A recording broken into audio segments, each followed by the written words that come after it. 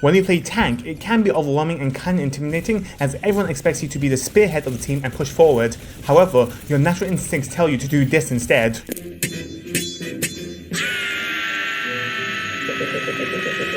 More often than not, when you play tank, you're just a DPS with a larger hitbox and more health. You sit with your team and just hope and pray with enough bullets and cooldowns, someone from the enemy team will be eliminated. And that does work on occasion. But boy, oh boy, that isn't how you play tank, and by the end of this video, your tank gameplay will go from whiny and terrified of your own shadow to being able to climb Mount Everest with a spoon. As a tank, you're not just a glorified DPS, you are the one who starts the engagement and effectively tells your team when it's okay to cross the road. You're supposed to push the tempo for the match and be the spearhead. You make a bunch of strangers seem coordinated as you tell them when to engage, go through the choke or hallway as you start the engagement and push forward. Will you die? Of course, you will die plenty of times, likely as your team didn't back you up and chose to keep distance from you as you smell, but you ain't winning games if you sit there and do nothing. You have to walk, push forward and take some damage, and that's the thing about playing tanks. With other roles, you avoid taking damage, and that also applies to tanks, but simultaneously, you do have to take some damage to help push through the choke and encourage your team to push forward too. Since tanks have the highest health pools in the game, losing 100 health isn't as degrading or life-threatening as a DPS or support, and helps you likely have a defensive ability on standby like a shield to absorb even more damage. That's why you walk forward and start the fight. So bring out your inner masochist and push forward, damn it!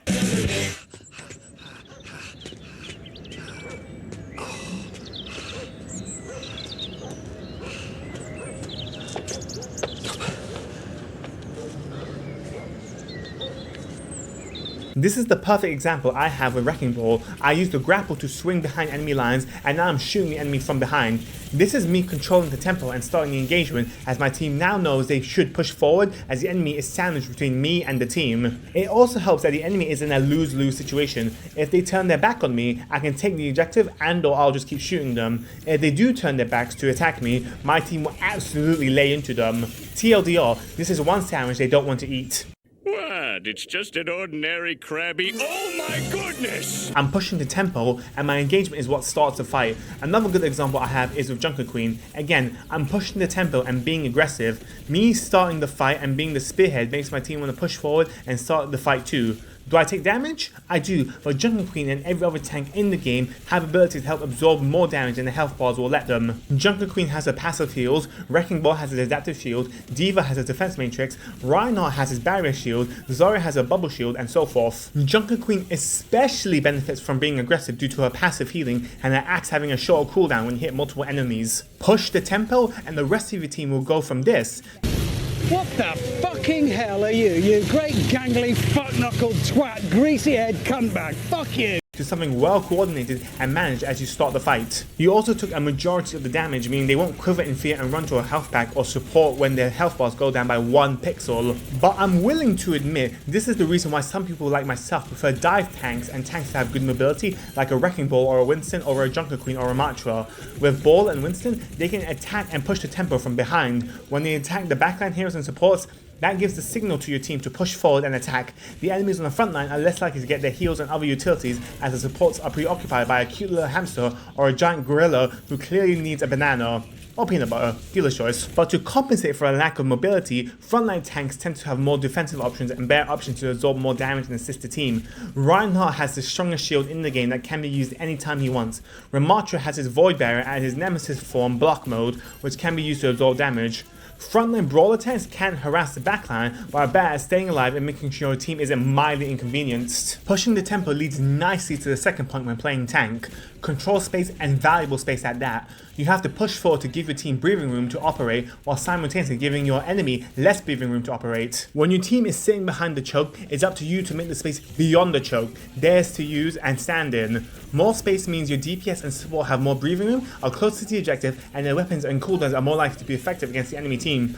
When the enemy is on the high ground, it's up to you to clear it, or at the very least support your team to clear it. Whilst any hero could make space and deny space from the enemy, it's usually up to the tank as they have the largest health bar and the greatest number of defense abilities to absorb damage and stay in your territory. I'm gonna claim my territory.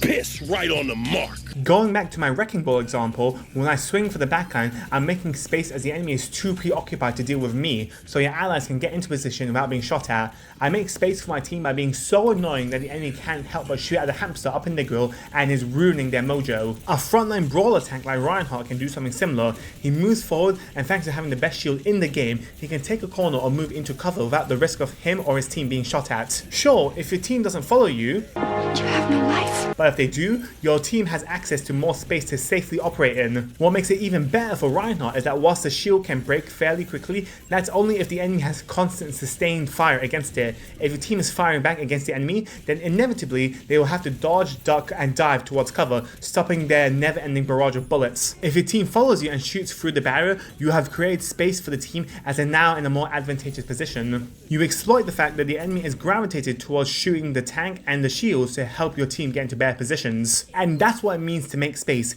using your health bar and defense abilities to generate aggro and make the team go after you when they should be firing at better targets, but they can't or won't as they have to deal with a giant gorilla, a hamster, or a giant barrier up in their face. And that's how you play tank. Push forward, set the tempo, be the spearhead, take some damage, and make some space for your team. Now hopefully you won't whine and cower behind the wall and choke and actually push forward and claim some of that sweet, sweet territory. Or just get lasered in 3 seconds as the universe wanted to pull some sick joke on whoever played tank that day. And maybe your team doesn't like open spaces and has reverse claustrophobia. They like being in confined spaces. This is Zach, not Zach, signing off. Please remember to like, favorite, comment, and subscribe.